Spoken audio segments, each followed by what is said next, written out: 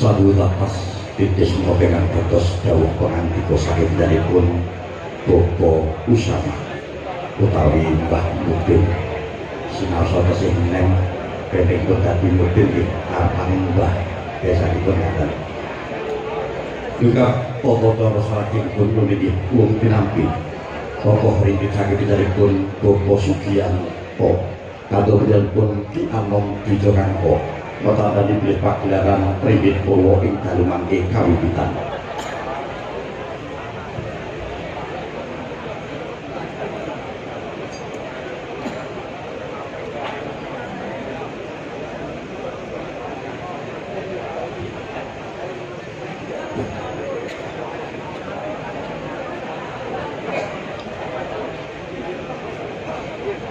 Kandiatur Bismillahirrahmanirrahim. Ulun pinampi gunungan saktipun Bapak Sugiyanto katur Ki Anom Dijokangko mertanda dipilih pagelaran Primbit Purwo ing dalu mangke kawiwitan. Kawula minangka pambyawara kula bilih wonten kula dungkapaken kawula matur nyuwun umuturing samudra pangsami. Wabillahi taufiq wal hidayah. Wassalamualaikum warahmatullahi wabarakatuh. Sugeng Amir Sani.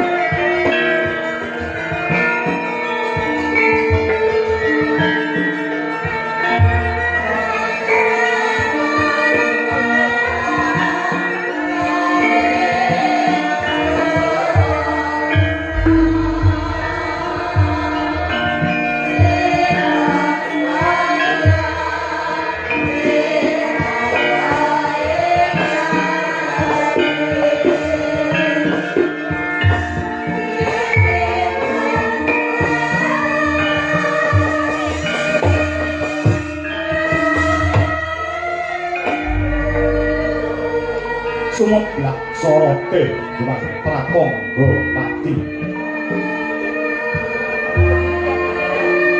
Sunare dinapit gunung temah temlawu sorok lembayu sumanggurat lembang socane nganggo rapuh naratas sunaring Dewan Arako tinampi sirang ping pendopo dalem cemara gading marmodatan muka kawis tinggal gilar puneng sirang abet mantulaken sorote Dewan Pratangga Pati kaliyan nyebut asmaning Gusti ingkang Maha Welas lan sarta Maha Asih Amor wani Naradwa Kandha Undita ingkang minangka dadya pambukaning carita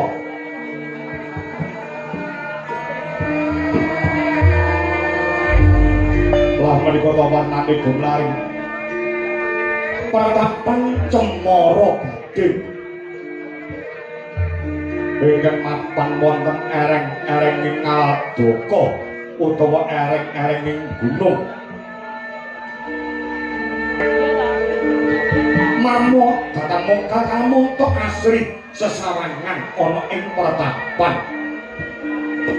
lenggak-lenggok ilining toya ingkang sami mijil saking sendang kang pening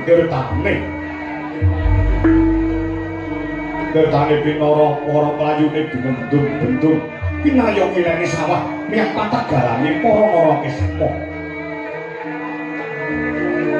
para Kisma wekal pangkulan ketanem satemah bumi cacek ingkang datang ana kang sela kawis tingkang ijo royo mertanggani kamontoning kono datang kirang sandang pangan lan papat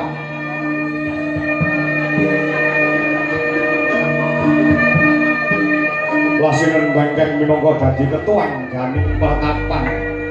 cemara gading ingkang wis ndungkap yus wonten nggih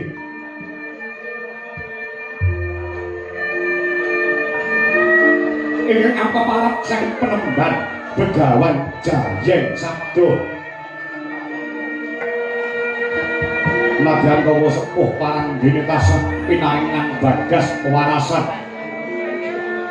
nalika semana den adhep dening ingkang putra tunggal ingkang asasilih sang Dewi Jayeng resmi ingkang tansah sumuyut ana padane ingkang Rama sawetawis Denira Samya lelenggar Kidul Kabu minangka pralambita kalamunta sang wiku asa medhar sabda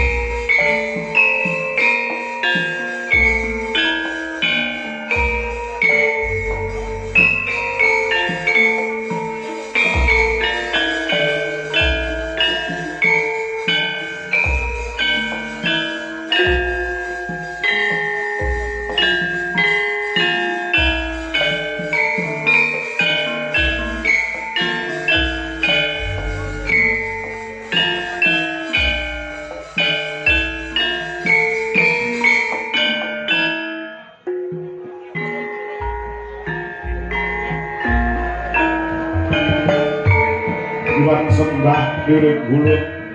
kaporobo risang morobe pati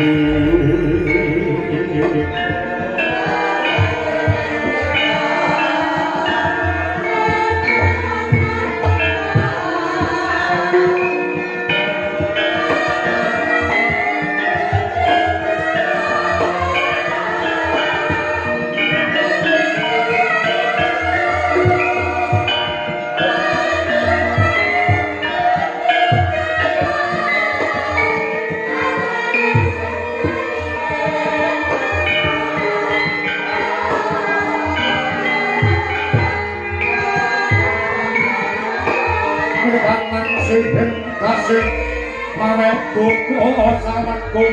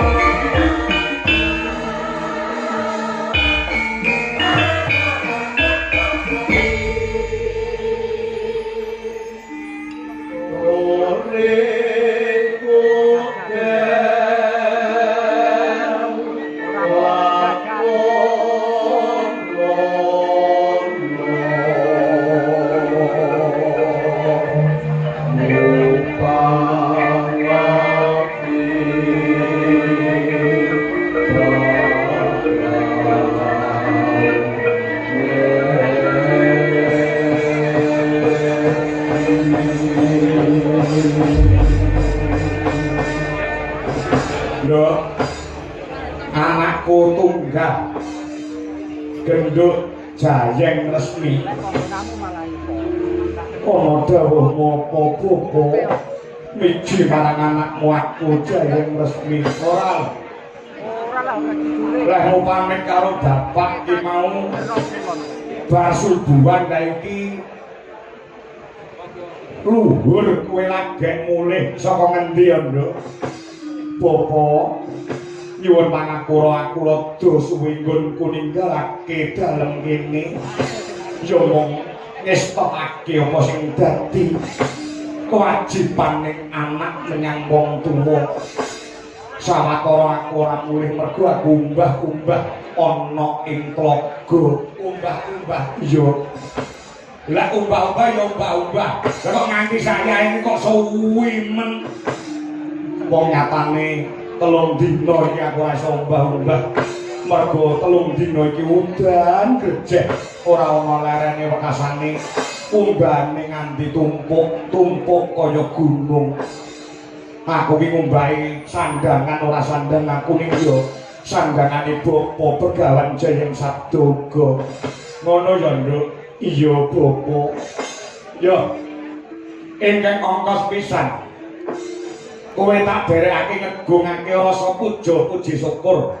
kang jero marang kurbaning Gusti ingkang ngakarya jagat kang wis kepareng malimbake berkah kenikmatan marang aku kelawan kowe rak ya ngono to Nduk Bapak piye aku tak takon saben-saben Bapak paring pangandikan ayo padha ngegungake rasa syukur marang kurbaning Gusti kuwi maknane kepiye tegese kepiye syukur marang kurbaning Gusti kuwi wajib tumrap wong urip ning alam donya utawa tarima kasih jawane matur nuwun Nduk matur nuwun ya karo sapa ya karo sing gawe urip mergo Gusti Allah paring dawuh lumantar kitab suci sok sapa wonge gelem nyukuri kanikmatan kang sun paringake marang sira yakti la azidanakum yakti sun tambahi wala in kafartum sapa sing ora gelem nyukuri kanikmatan kang tak paringake marang kowe he menungso siksaku yang amat pedih akan menimpa padamu wahai menungso sing ora gelem ngegungake rasa syukur marang panjenengan ingsun Allah lah kuwi lho Nduk sing tak nggo paugeran sing tak nggo pancatan muka yen to tanpa berkah Gusti ingkang ngakarya jagat aku karo kowe iso silaturahmi iso jejagongan ana ing papan iki rak yo ngono to Nduk pancen bener pengendikaning Bapak penembang nikmat sempat nikmat sehat nikmat selamat kuwi kudu disyukuri rina pantarane wengi contoh bengi iki upama awake dhewe ora diwenehi nikmat sempat karo sing gawe urip apa kakon iso sapet jagong ana ing papan kene ra yo ngono to Nduk mesti enek acara liyane saengga aku karo kowe ora iso sapet jagong kanthi pertitis kadidene bengi iki ra yo ngono iya bener ngandikaning Bapak lah sing angka 2 nikmat sehat lagi Nduk lagi sing kudu awake dhewe matur nuwun karo Gusti Allah pinikmat sehat mergo apa puluh-puluh duwe bondo pirang-pirang puluh-puluh duwe omah sing magrong-magrong puluh-puluh duweni kendaraan sing pirang-pirang puluh-puluh duwe bojo ayu nek karo Gusti Allah ora diwenehi sehat kapan anggone bisa ngenyami kanikmatan kang diparingake karo aku karo kowe jadi sehat kuwi penting loh nemen nomor 1 urip nang donya kuwi sing penting sehat ngono sing penting awake waras awake sehat nek awake waras arep mangan kae ora apa-apa arep ngombe kae ora apa-apa coba rek awake kebak karo penyakit duwe pirang-pirang para turah-turah tuku gula kuat yen perlu iso ngedekne pabrik gula ning karo dokter ora entuk ngombe sing mengandung gula mergo apa kena penyakit uyuh legi ya jaran uyuh legi kuwi apa kencing manis duwe pirang-pirang tuku sate kambing kuat ya toh yang perlu sak bakule sate kok kuat dituku ning karo dokter ora entuk mangan sate kambing mergo duweni penyakit ludira inggil utawa darah tinggi jajak kaya ngono ki kapan anggone ngrasakne kanikmatan urip ana ing alam donya mangan kira entuk ngombe kira entuk ngombe iki dilarang mangan kae dilarang coba kaya ngono ora grantes ana ing ati dadi sehat kuwi penting sehat kuwi penting sehati raga nganggo ulah raga ngetokne keringet aja nganti kena penyakit tenang lho wis ta wong nek wis kena penyakit saya-saya kena penyakit jero utawa penyakit dalam kuwi angel tamban-tambanane penyakit jero penyakit dalam sing angel tamban-tambanane kaya to contone jantung paru-paru usus buntu ya to lever lan liyane kuwi mujudake perangane penyakit jero sing angel ditambani tur dideteksi yo angel nek ora dokter ya ta kuwi tur larang ragate beda karo kena penyakit jaba ki gampang dideteksi cara tembunge sing mentereng tur gampang ditambani murah ragate contone penyakit jaba sing murah ragate panunen kadasen kena peso atau kena lading di betadin 2 dina 3 dina wis garing kena penyakit jero kuwi angel tambanane kula apa wae apapun itu kuwi lek manggone ning jero kuwi mesti regane laris larang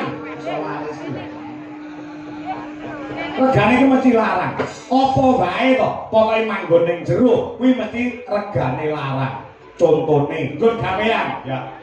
sing jero regane larang nggon gawean insinyur karo kondektur kuwi bayarane mesti akeh insinyur mergo apa insinyur ki sekolahe dhuwur ragate akeh tur to sing nyambut gawe ora ketok montok sing mapane ning jero sirah ya kuwi otake sing nyambut gawe akale sing nyambut gawe bekasane bayarane ya yutonan yen perlu atusan yuta beda karo kondektur ora perlu sekolah dhuwur sing penting awake waras iso maca iso tulis iso dadi kondektur nek insinyur butuhke sekolah sing dhuwur ragat sing akeh mula nek nyambut gawe bayarane ya larang kuwi contone apa wae kok ning jero mesti regane larang sing ning jero regane larang sing gampang ditampa sak liyane gawean sing iso disawang saiki sing kena dicontoh saiki apa iki lho sawangan jentrek enek 6 jarike sinden sing dienggo ki paling pol kuwi 250.000 ki paling larang. Lah jerone jare apa entuk 250.000. Ceketan dhewe. Ngono yo kok iya. Nek nganti jare karo sing dijari utawa jero jare kok larang jarike. Kuwi berarti jero wis iso. Ngono yo kok iya. Lho, kena nggih contoh, kena nggih patuladan. Kula sing darane sehat kuwi baku, sehat kuwi penting. Ngono ya Bapak ya. Rada maju tak kandhani mung iki wektune mirunggan. Aku pengen jagongan karo kowe sing duwe wigati kanggo apa to? Ya kanggo awakmu. Hasbuna Allah wa ni'mal wakil.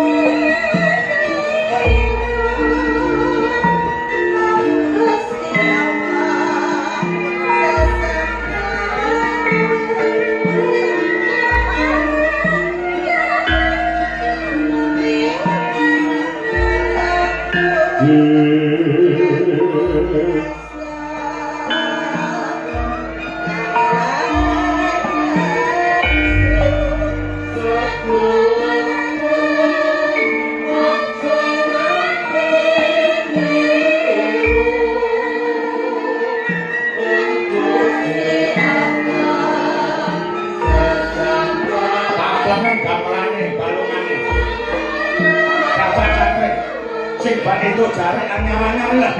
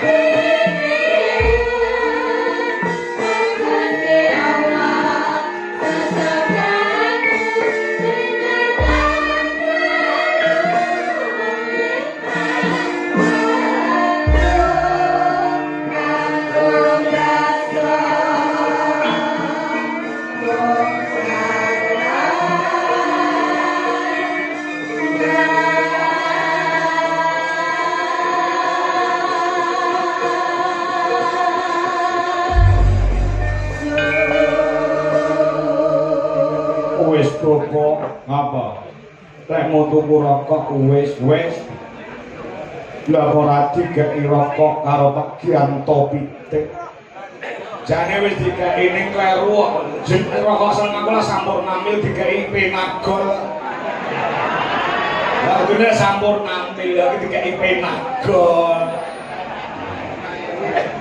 ono yo kok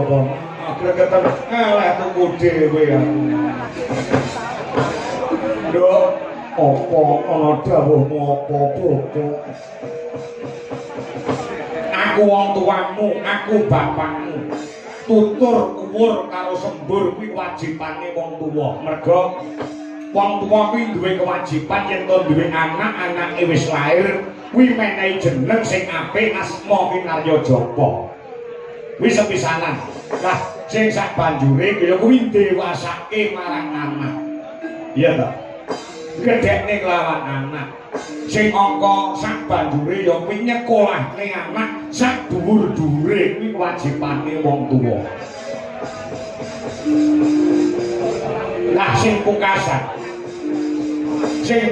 kewajibane wong tuwa nek anak wis dewasa wis sekolah kanthi pinter ngeraih gelar sarjana kuwi ngrabekke karo anak mau yen to wong tuwa wis ngrabekke anak tegese wis gugur kewajibane wong tuwa ora ngono to Nduk iya ngestake dawuh la iki dina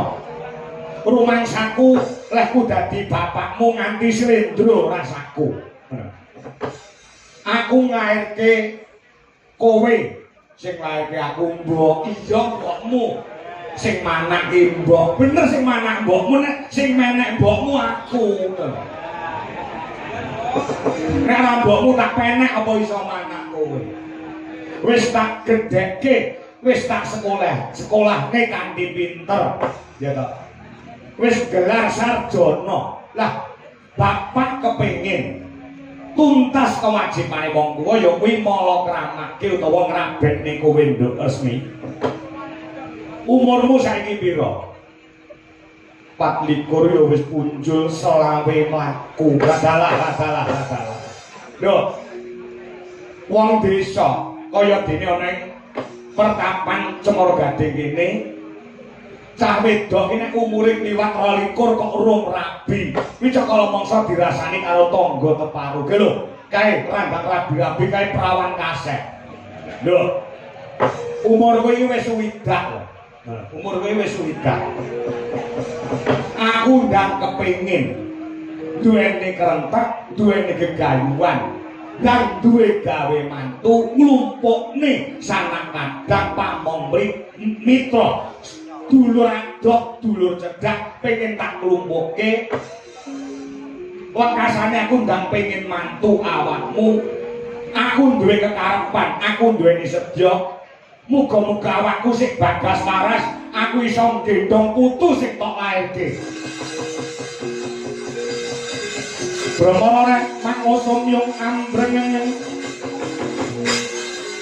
sakti Barang mingkas osehaneng marago memalakong Alesang gondo mastrat mojo lang lalu mangulati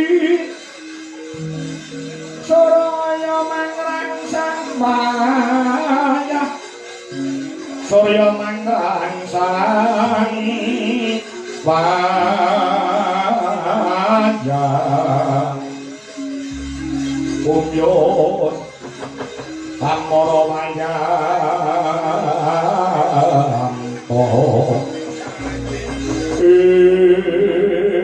apa rung enek to apa rung ana wong lanang sing mlebu ana ing atimu kowe meh selawe lho nduk umurmu sekolahmu ya wis tuntas Gon menuntut ilmu, golek ilmu ya wis rampung. Kowe iki ngenteni apa? Ngenteni apa? Aku ya babat pisan ora ndungak ing ngatasé kowe nganti prawan. Meh umur 20 taun kok rung enek wong lanang sing ngejaki kowe iki. Jane enek apa?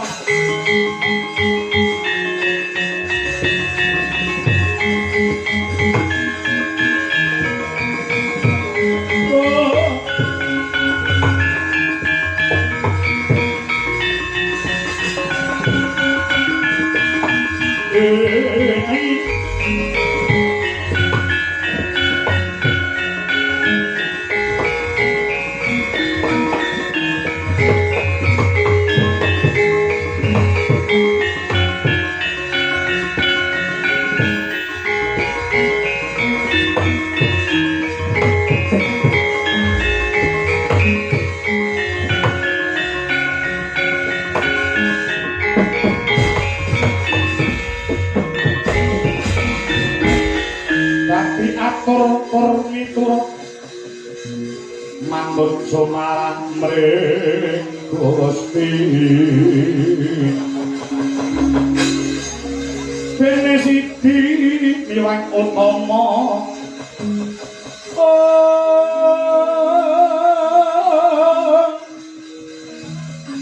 panindak ing praja ngadil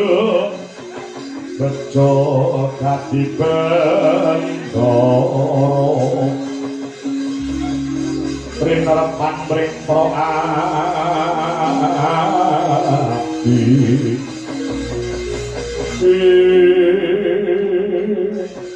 Bapak panjenengan aja ngendika sing kaya ngono to Bapak saya ndadekake cilik atiku sing tak nggo gondel lan sing tak nggo paugeran lak pangendikaning Bapak Begawan Jayeng Sabdo yen to siji pesti loro judul telu wahyu papat derajat lima donya momo ana panguwasaning Gusti ingkang ngakarya jagat judule manungsa wis diatur ditata kelawan Kang Maha Kawasa aja wandirake marang anakmu wedok aku Jayeng Resmi Bapak yen wis wahyaning mangsa kala tertentu wae ana wong lanang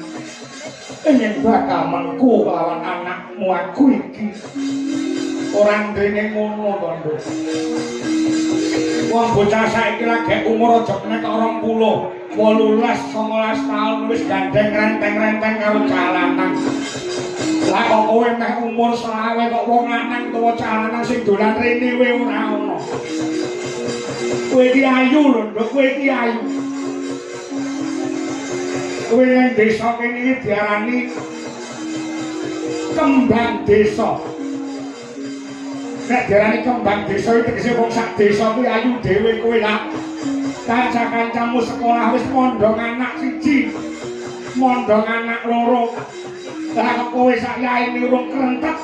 urung duweni sedya palakrama wijane apa kowe pengen rabi ngenteni aku mati lho dhisik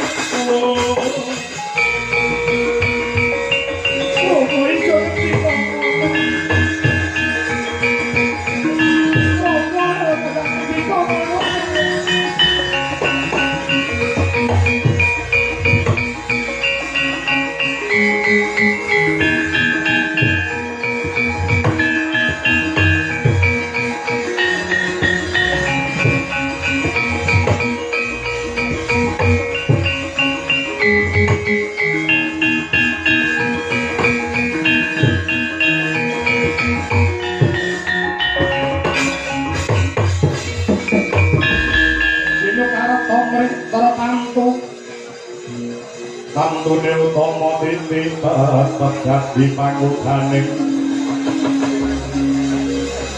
wajodan permengati tantu kena tinolado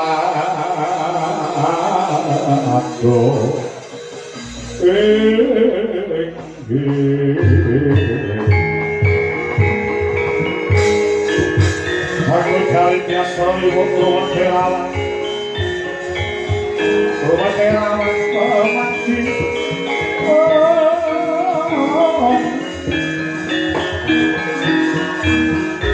buat bilang pun kau